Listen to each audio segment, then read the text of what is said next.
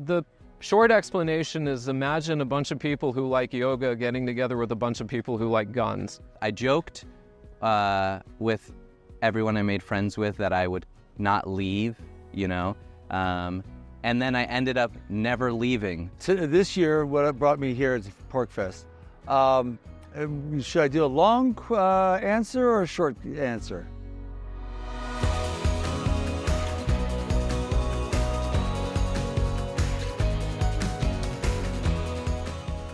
I've been going to PorcFest for many years. I enjoy it. And the fundamental difference is that at Freedom Fest, somebody will try to sell me a gold mine, and at PorcFest, somebody will try to sell me a mango lassi. And it's very good mango lassi, I should say. I think everybody kind of has a shared belief that people should be free to do whatever they want as long as it doesn't hurt anybody. And because of that basic shared belief, everybody here is unified in that way, even though everybody comes from all walks of life, all different backgrounds, from all over the world. But I think it's a really beautiful thing. I think it's a really good opportunity to just meet all kinds of awesome people. It's a collection of people who are interested in ideas, if not always applying them. They're at least willing to discuss ideas as ideas and as not their own personal feelings about the ideas. And that is a very rare thing to find in the general populace, and it's a very great thing to have for even just a week out of the year. So I came up and visited, and it was the first time that I'd been amongst a large group of people where the conversations didn't start off down here, as in, do you think that you own your own body? It started off with, presumptions of course, we're all libertarians and we all believe this. And it took off from there. And I was just so relieved. PorcFest is a better introduction to libertarianism than anything that you could find in a book or on the internet or in a series of documentaries. I know this is going to be in a documentary, so this is a little bit ironic. But on the internet, you get these sort of echo chambers where people who are drawn into libertarianism for different reasons sort of filter each other out, and they'll talk to each other day in and day out for months, weeks, years, decades, but only with people who really subscribe to a certain set of ideological, philosophical, or moral beliefs that connect them in that aspect. But here you see people of all different backgrounds who are all libertarians, but they're not the same. There is some very socially conservative people, some very religious people here. There are some hippies, some very, outwardly stereotypical anarchist types here. I don't know if I really fall into any of those categories specifically. I don't think really the majority of these people here fall into one of those categories. But you'll see that there's no specific type of person that comes to PorcFest, and there's no social event that I've been to before or after this that I could say really has a similar environment. It's an amazing culture of really interesting thinkers and creative people and folks who have a take on politics that is unlike anything going on in the standard left-right spectrum, which is of course meaningless, and we're trying to free people from that even if it's not in our direction. I would much rather give a talk or teach a class to people who are there because they want to be there than teach a class at a college where at least some of the people are there because they've got to get a grade or a credit or something of that sort. It's more fun. So at this particular PorcFest, I did 7 events, 2 in the pavilion, which is the large place for doing big speeches. One of the 2 was a debate with somebody, which was fun. I debated the same person on a different subject last year. Last year he won the debate. This year I won the debate. And I've suggested to him that we see if we can do it another one next year. And the other one was a talk that I gave, which was on consequences of climate change, because I've been arguing for a long time that although climate change is indeed real and is probably due to humans, it will have both good and bad effects, and they are sufficiently uncertain that we don't really know whether on net we'll be better off or worse off due to climate change, as opposed to the usual image that it's obviously a terrible catastrophe. One of the reasons New Hampshire was selected is because it was already pro-liberty, generally, than other states. I call the rest of the states in the United States the authoritarian 49. I'm wearing a button that says, I live here, ask me any questions, and that's for the newbies at PorcFest. So PorcFest one of the reasons for it is to bring people from everywhere, to introduce them to the ideas of liberty that we live daily in New Hampshire. So people are very interested in all the advances that we've made here. We're #1 in crypto and homeschooling, and we have a big homesteading thing, a lot of agorism here. We're #1 in guns. There are gun laws here that we will not enforce. There's many, many things unique about New Hampshire, even in the U.S., like the right to secession is in the New Hampshire Constitution. That is not true for most states.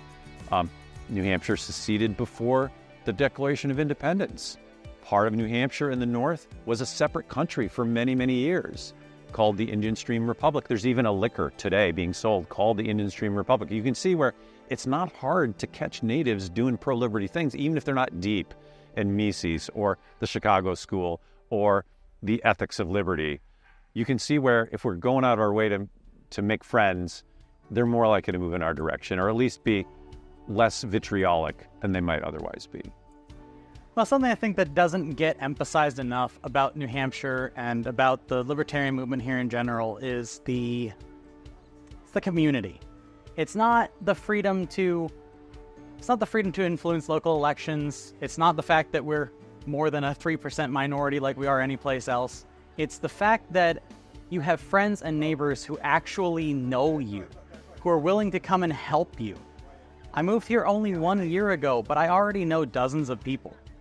Like, not, oh, I know someone, but I truly know them. I know their families, and I know that I could call them and they would come and help me if I were in trouble. They know that if they run into something they can't handle, that I'm simply a phone call or a text message away, and I'll be there to help them. We don't need the government to help us if we help each other instead. The most important part of being here is the community. It's being in an area where you're no longer weird. Okay, so I'm weird. Okay, I understand that. I'm very weird. I've always been kind of unusual in my life.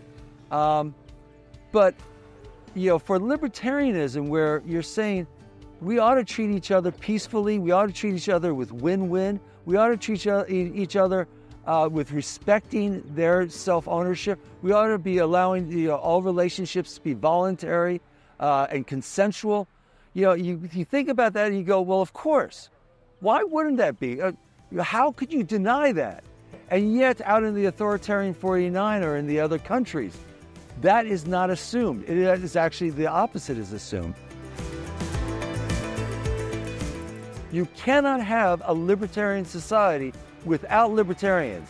You cannot do that with authoritarians. Very few authoritarians are ever going to convert. I know that you know that there are some who have, of course there are. I wouldn't be a libertarian if I hadn't converted. But it's a very hard process, a very long process. It takes characteristics that are very rare, and it takes a union of those characteristics, which makes it even rarer. I was always of the sort of question everything mentality, and I think the thing that a lot of people say that the pandemic was sort of the breaking point, but I really don't know if that was the case, because I definitely leaned in the direction of decentralized ethics prior to any sort of government overreach that really pushed me over the line. Brought my family here in 2016, and we spent a week at PorcFest and then a week traveling around New Hampshire. And then we moved in 2017, so we went to PorcFest in 17, 18, 19, 20, 21, 22, 23, 24. So this is my 9th PorcFest. Early on, I already knew about much of the science around economics, of why liberty was important, and I had an intuition about my own preference for personal freedom. I just didn't have it well formulated till later in my life, actually when I went to graduate school and I read a book called Libertarianism in One Lesson. And I've lived and worked all over the world, but I've been a participant in the Free State Project since before the vote, more than 20 years ago.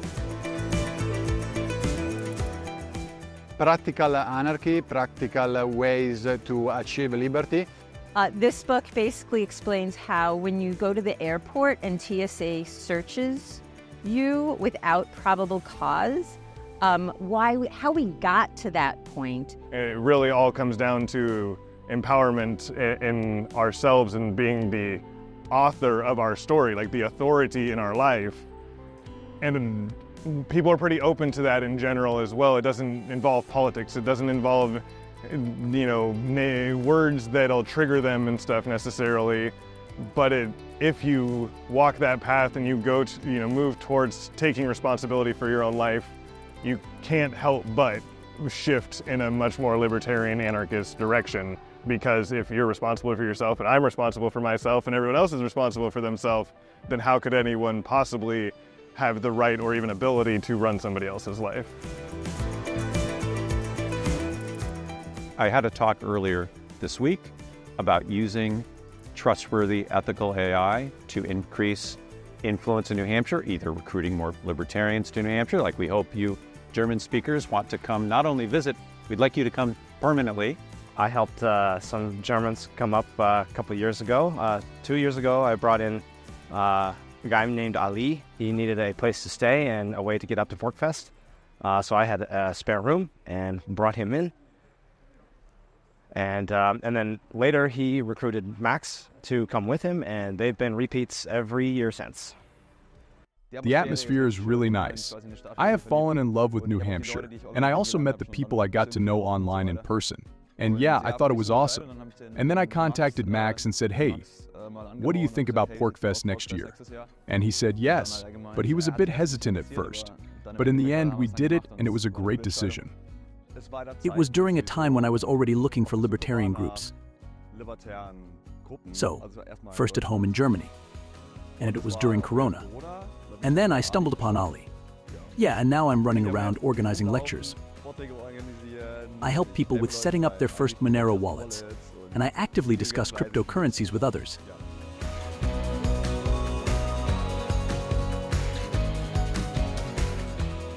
We're a minority, so even if you don't want to be part of the Free State, it's okay.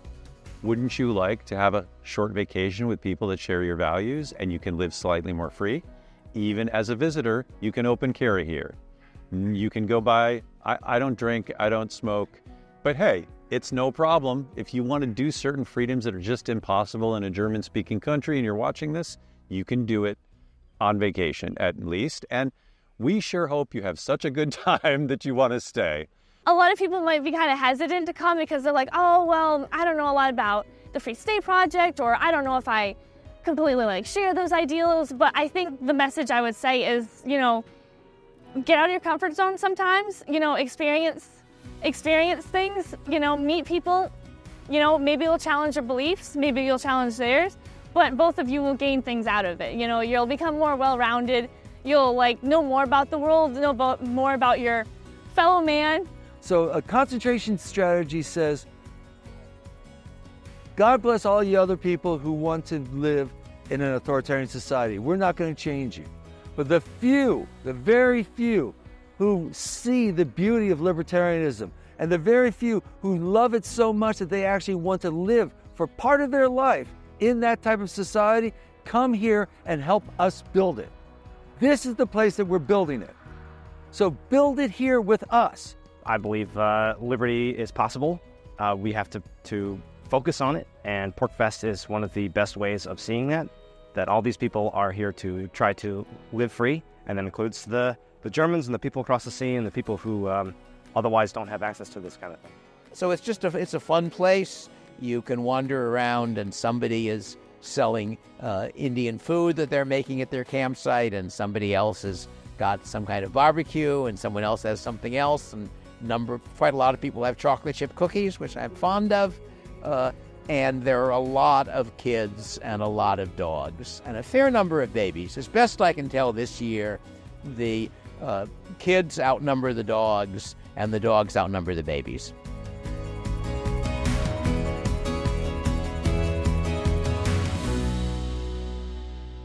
Okay, well, as a newcomer to Porkfest and to the United States and to New Hampshire, as an Austrian, what would you have to say to your Austrian compatriots? It's worth the trip. It's because you will get experiences you won't be able to get at home, like in Austria or in Germany.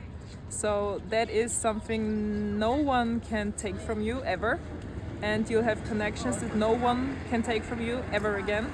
And this is something that shouldn't be underestimated at all. Very nice. Thank you, Susanne. Peace out.